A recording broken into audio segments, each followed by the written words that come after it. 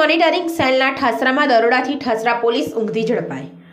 બાતમીના આધારે ઠાસરાના મોટા કોતરિયામાં દરોડો પાડી લાખોનો વિદેશી દારૂ જપ્ત કર્યો। એસએમસીએ ₹1.24 લાખનો દારૂ જપ્ત કરી બેની અટકાયત કરી। ઠાસરાના બુટલેગર ધર્મેન્દ્ર ઉર્ફે ધમા રાઠોડનો આ દારૂનો જથ્થો એસએમસીએ ઝડપ્યો। ધમો ફરાર।